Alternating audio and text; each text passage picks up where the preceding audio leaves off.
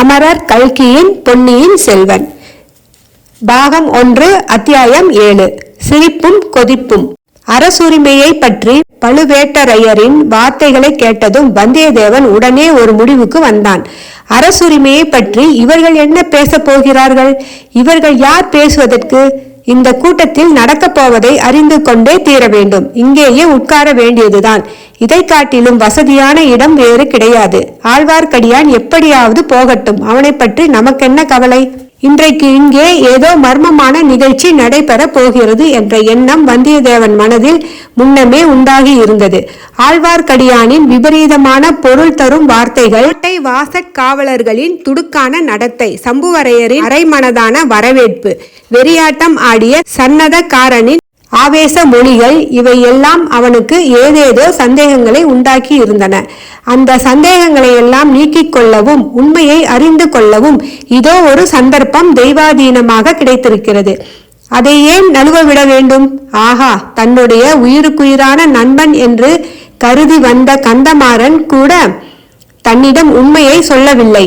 தன்னை தூங்க வைத்துவிட்டு இந்த இரகசிய நள்ளிரவு கூட்டத்திற்கு வந்திருக்கிறான். அவனை நாளைக்கு ஒரு கை பார்க்க வேண்டியதுதான். இதற்குள் கீழே பழுவேட்டரையர் பேசத் தொடங்கி விட்டார். வந்தியத்தேவன் காது கொடுத்து கவனமாக கேட்கலானான். உங்களுக்கெல்லாம் மிக முக்கியமான ஒரு செய்தியை அறிவிக்கவே நான் வந்திருக்கிறேன். அதற்காகவே இந்த கூட்டத்தை சம்புவரையர் கூட்டியிருக்கிறார். சுந்தர சோழ மகாராஜாவின் உடல்நிலை மிக கவலைக்கிடமாய் இருக்கிறது. அரண்மனை வைத்தியர்களிடம் அந்தரங்கமாக கேட்டு பார்த்தேன். அவர்கள் இனிமேல் நம்பிக்கைக்கு இடமில்லை, அதிக காலம் உயிரோடு இருக்க மாட்டார் என்று சொல்லிவிட்டார்கள். ஆகவே இனிமேல் நடக்க வேண்டிய காரியங்களை பற்றி நாம் இப்போது யோசித்தாக வேண்டும் என்று கூறி பழுவேட்டரையர் நிறுத்தினார். ஜோசியர்கள் என்ன சொல்கிறார்கள் என்று கேட்டார் கூட்டத்தில் ஒருவர். ஜோசியர்களை போய் கேட்பானேன்? சில நாளாக பின்மாலை நேரத்தில் வானத்தில் வால் நட்சத்திரம் தெரிகிறதே, அது போதாதா என்றார் ஒருவர். பின்னர் பழுவேட்டரையர் கூறினார், ஜோசியர்களையும் கேட்டாகிவிட்டது. அவர்கள் சில காலம் தள்ளி போடுகிறார்கள், அவ்வளவுதான். எப்படி இருந்தாலும் அடுத்தாற்போல் பட்டத்திற்கு உரியவர் யார் என்பதை நாம் யோசித்தாக வேண்டும். அதை பற்றி இனி யோசித்து என்ன ஆவது? ஆதித்த கரிகாலருக்குத்தான் இளவரசு பட்டம் 2 வருஷத்துக்கு முன்பே கட்டியாகி விட்டதே என்று இன்னொரு கம்மலான குரல் கூறியது. உண்மைதான். ஆனால் அப்படி இளவரசு பட்டம் கட்டுவதற்கு முன்னால் நம்மில் யாருடைய யோசனையாவது கேட்கப்பட்டதா என்று தெரிந்து கொள்ள விரும்புகிறேன். இங்கே கூடியுள்ள நாம் ஒவ்வொருவரும் 100 ஆண்டுக்கு மேலாக 4 தலைமுறையாக சோழ சாம்ராஜ்யத்தின் மேன்மைக்காக பாடுபட்ட பழங்குடியை சேர்ந்தவர்கள். என் பாட்டனாருக்கு தந்தை திருப்புறம்பியம் போரில் இறந்தார். என் பாட்டனார் வேலூரில் நடந்த போரில் உயிர் விட்டார். என் தந்தை தக்கோலத்தில் உயிர் தியாகம் செய்தார். அம்மாதிரியே உங்கள் ஒவ்வொருவரின் மூதாதையரும் இந்த சோழ நாட்டின் மேன்மையை நிலைநாட்டுவதற்காக உயிரை கொடுத்திருக்கிறார்கள். நம் ஒவ்வொருவருடைய குடும்பத்திலும் இளம் பிள்ளைகள் யுத்தகலத்தில் செத்திருக்கிறார்கள். இன்றைக்கும் ஈழ நாட்டில் நம்முடைய குலத்தையும் குடும்பத்தையும் சேர்ந்த பிள்ளைகள் போர் செய்து வருகிறார்கள். ஆனால் அடுத்தபடியாக பட்டத்திற்கு வரவேண்டியவர் யார் என்பது பற்றி தீர்மானிப்பதில் நம்முடைய அபிப்பிராயத்தை மகாராஜா கேட்கவில்லை. தசரதர் கூட ராமருக்கு பட்டம் கட்டுவது பற்றி மந்திராலோசனை சபை கூட்டி யோசனை செய்தார். மந்திரிகளையும் சாமந்தர்களையும் சேனை தலைவர்களையும் சிற்றரசர்களையும் ஆலோசனை கேட்டார். ஆனால் சுந்தர சோழ மகாராஜா யாருடைய யோசனையும் கேட்பது அவசியம் என்று கருதவில்லை. நம்மை யோசனை கேட்கவில்லை என்பது சரிதான். ஆனால் யாரையுமே யோசனை கேட்கவில்லை என்று இறை விதிக்கும் தேவர் கூறுவது சரியென்று. பெரிய பிராட்டியான செம்பியன் மாதேவியின் யோசனையும் இளைய பிராட்டியாரான குந்தவை தேவியின் யோசனையும் கேட்கப்பட்டன. இல்லை என்று பழுவேட்டரையர் கூற முடியுமா என்று கேலியான தொனியில் ஒருவர் கூறவும் கூட்டத்தில் ஒரு சிலர் சிரித்தார்கள். ஆஹா, நீங்கள் சிரிக்கிறீர்கள். எப்படித்தான் உங்களுக்கு சிரிக்க தோன்றுகிறதோ நான் அறியேன். நினைக்க நினைக்க எனக்கு வயிறு பற்றி எரிகிறது, இரத்தம் கொதிக்கிறது. எதற்காக இந்த உயிரை வைத்துக்கொண்டு வெக்கங்கெட்டு வாழ வேண்டும் என்று தோன்றுகிறது என்று சன்னதம் வந்து ஆடிய தேவராளன் துர்க்கை பலி கேட்பதாக சொன்னான். 1000 வருஷத்து பரம்பரை ராஜவம்சத்தில் பிறந்த நரபலி வேண்டும் என்று சொன்னான்.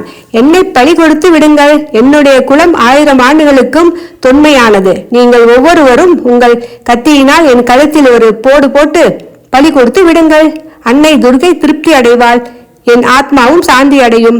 இவ்விதம் ஆவேசம் வந்து ஆடிய சன்னதக்காரனை போலவே வெறிகொண்ட குரலில் சொல்லி பழுவேட்டரையர் நிறுத்தினார். சற்று நேரம் மௌனம் குடிகொண்டிருந்தது. மேற்கு திசை காற்று விற்றென்று அடிக்கும் சப்தமும், அந்த காற்றில் கோட்டை சுவருக்கு வெளியே உள்ள மரங்கள் ஆடி அலையும் மர்மர சப்தமும் கேட்டன. ஏதோ தெரியாத்தனமாக பேசிவிட்ட பரிகாச பேச்சையும் அதனால் விளைந்த சிரிப்பையும் பழுவூர் மன்னர் பொறுத்தருள வேண்டும். தாங்கள் எங்களுடைய இணையில்லாத தலைவர். தாங்கள் இட்ட கட்டளையை நிறைவேற்ற இங்குள்ளவர் அனைவரும் சித்தமாய் இருக்கிறோம்.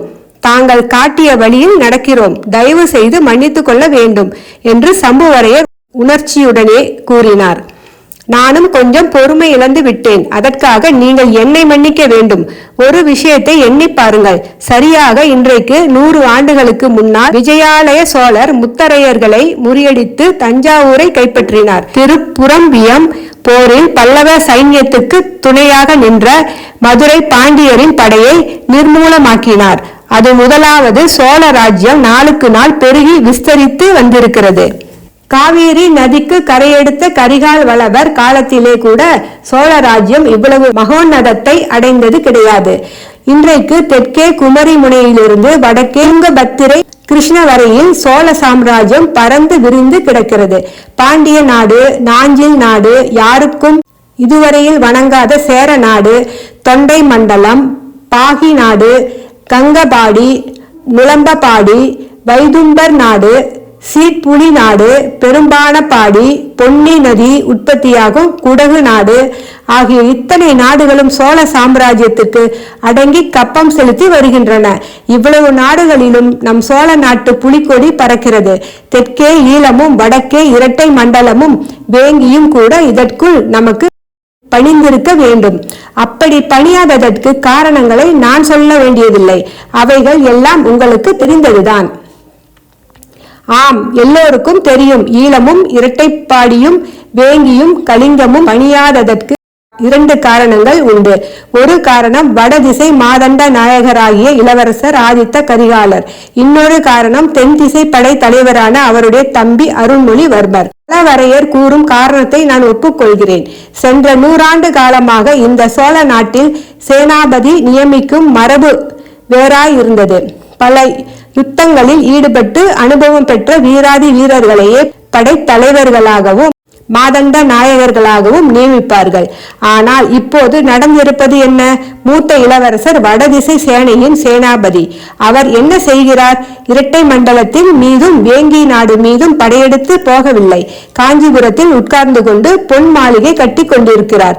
வீர பெருங்குடியில் பிறந்த வீராதி வீரராகிய உங்களை கேட்கிறேன், இதற்கு முன்னால் தமிழகத்தில் எந்த மன்னராவது தாம் வசிப்பதற்கு பொன்னால் மாளிகை கட்டியதுண்டா? உலகமெங்கும் புகழ் பரப்பி இப்போது கைலாசவாசியாய் இருக்கும் மதுரையும் ஈழமும் கொண்ட பராந்தக சக்கரவர்த்தி கூட தாம் வசிப்பதற்கு பொன் மாளிகை கட்டி கொள்ளவில்லை. தில்லை சிற்றம்பலத்துக்குத்தான் பொன் கூரை வேய்ந்தார். ஆனால் இளவரசர் ஆதித்த கரிகாலர் தாம் வசிப்பதற்கு காஞ்சிபுரத்தில் பொன் மாளிகை கட்டுகிறார். பல்லவ சக்கரவர்த்தியின் தலைமுறையாக வாழ்ந்து ராஜ்ய பாரம் புரிந்த அரண்மனைகள் இவருடைய அந்தஸ்துக்கு போதவில்லையாம். பொன்னிலைத்த அரண்மனை கட்டுகிறார். ரத்தினங்களையும் வைடூரியங்களையும் அப்பொன் மாளிகை சுவர்களில் பதிக்கிறார். கங்கபாடி, நுளம்பபாடி, குடகு முதலிய நாடுகளில் வெற்றியடைந்து கைப்பற்றி கொண்டு வந்த பொருளில் ஒரு செப்பு காசாவது தலைநகரில் உள்ள பொக்கிஷ சாலைக்கு அவர் இதுவரை அனுப்பவில்லை. பொன் மாளிகை கட்டி முடித்து விட்டதா? முடிந்து விட்டது என்று என்னுடைய அந்தரங்க ஒற்றர்கள் மூலம் அறிந்தேன். அத்துடன் சுந்தர சோழ மகாராஜாவுக்கு அவருடைய அருமை மூத்த புதல்வனிடமிருந்து கடிதங்களும் வந்தன. புதிதாக நிர்மாணித்திருக்கும் பொன் மாளிகையில் வந்து சுந்தர சோழ மகாராஜா சில காலம் தங்கியிருக்க வேண்டும் என்று. மகாராஜா காஞ்சிக்கு போகிறாரா என்று ஒருவர் கவலை ததும்பிய குரலில் கேட்டார். அத்தகைய கவலை உங்களுக்கு வேண்டாம். அப்படி ஒன்றும் நேராமல் பார்த்து கொள்ள நான் இருக்கிறேன். தஞ்சை கோட்டை காவலனாகிய என் சகோதரனும் இருக்கிறான்.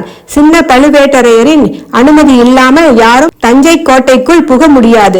என்னை அறியாமல் யாரும் மகாராஜாவை பேட்டி காணவும் முடியாது, ஓலை கொடுக்கவும் முடியாது. இதுவரையில் 2-3 தடவை வந்த ஓலைகளை நிறுத்திவிட்டேன்.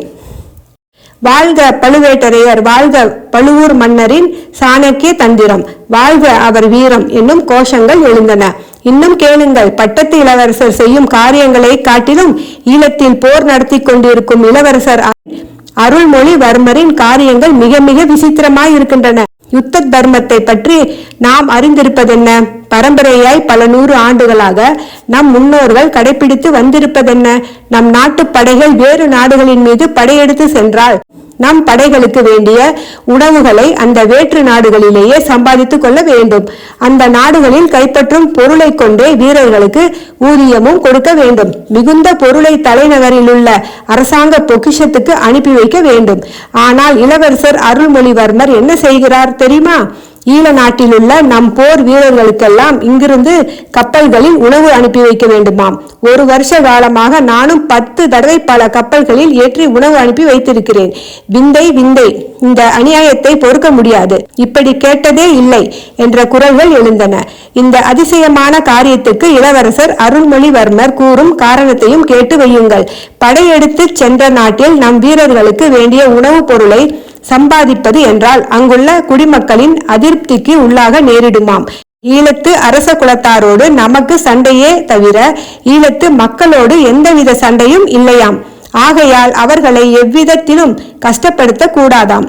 அரச குலத்தாருடன் போராடி வென்ற பிறகு மக்களின் மனமார்ந்த விருப்பத்துடன் ஆட்சி நடத்த வேண்டுமாம். ஆகையால் பணமும் உணவும் இங்கிருந்து அனுப்ப வேண்டுமாம். இச்சமயம் கூட்டத்தில் ஒருவர், படையெடுத்து சென்ற நாடுகளில் உள்ள ஜனங்களிடம் ஒன்றுமே கேட்கக்கூடாது, அவர்களின் காலில் விழுந்து கும்பிட வேண்டும் என்ற யுத்த தர்மத்தை இதுவரை கேட்டதே கிடையாது என்றார். அதனால் விளையும் விபரீதத்தையும் கேளுங்கள். 2 இளவரசர்களும் சேர்ந்து செய்யும் காரியங்களினால் தஞ்சை அரண்மனை தன பொக்கிஷமும் தானிய பண்டாரமும் அடிக்கடி மிக குறைந்து போகின்றன. உங்களுக்கெல்லாம் அதிக வரி போட்டு வசூலிக்கும் நிர்பந்தம் எனக்கு ஏற்படுகிறது.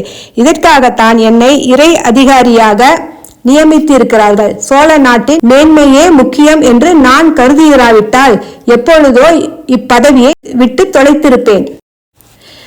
கூடவே கூடாது. தாங்கள் இப்பதவியில் இருப்பதுதான் எங்களுக்கெல்லாம் பெரிய பாதுகாப்பு. இந்த முறைகேடான காரியங்களை பற்றி தாங்கள் மகாராஜாவிடம் சொல்லி பார்க்கவில்லையா? சொல்லாமல் என்ன, பல தடவை சொல்லியாகிவிட்டது.